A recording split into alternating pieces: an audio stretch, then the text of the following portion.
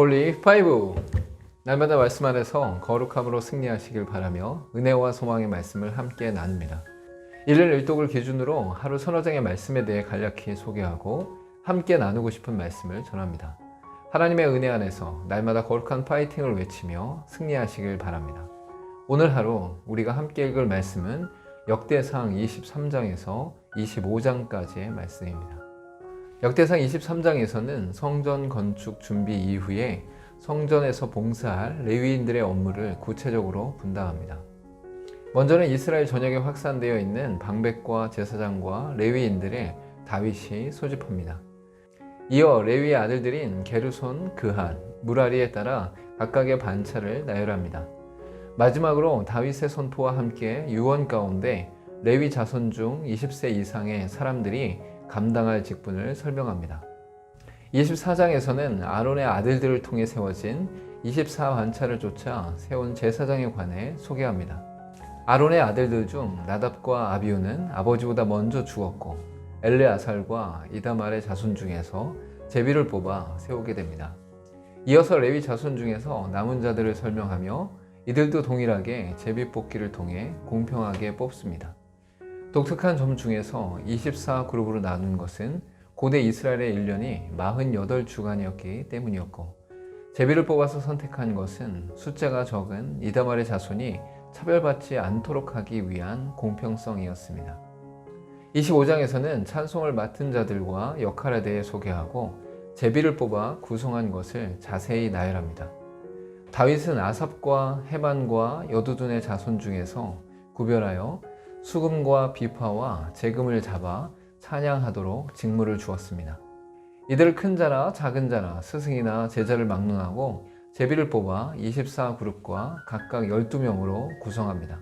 하나님을 찬양하는 직무에 대해서 역할을 구체적으로 맡겨주었으며 성전의 아름다움을 사람들의 마음과 태도에 두었습니다. 오늘 읽을 말씀 중에서 함께 나누고 싶은 말씀은 역대상 24장 4절과 5절의 말씀입니다. 엘리아살의 자손 중에 우두머리가 이다말의 자손보다 많으므로 나눈 것이 이러하니 엘리아살 자손의 우두머리가 16명이요 이다말 자손은 그 조상들의 가문을 따라 8명이라. 이에 제비 뽑아 피차에 차등이 없이 나누었으니 이는 성전의 일을 다스리는 자와 하나님의 일을 다스리는 자가 엘리아살의 자손 중에도 있고 이다말의 자손 중에도 있음이라. 23장부터 26장까지는 성전에서 봉사하는 자들의 직무에 대해 구체적으로 설명하고 있습니다.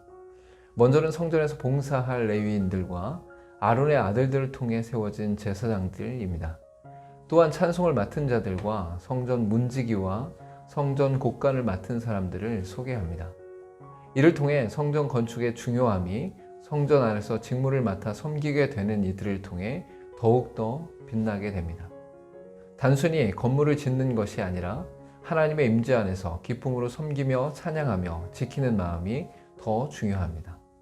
또한 각각의 역할을 정하는 과정에서 임의로 선정한 것이 아니라 제비뽑기를 통해 차등 없이 공평하게 뽑았습니다.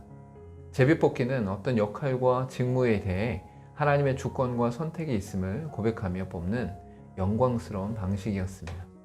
사람의 생각과 능력을 기준으로 개입하여 선택하는 것이 아니라 하나님께서 결정하심에 순종하는 자세가 담겨 있습니다. 이를 통해 재건된 이스라엘의 거룩한 성전 직무에 대해 더욱더 개인의 능력과 인기를 통해 선택되는 것을 조심하였습니다. 최선을 다한 우리의 거룩한 삶 가운데도 하나님의 주권과 역사를 인정하고 순종하는 삶을 살아갈 수 있어야 합니다. 함께 기도하겠습니다.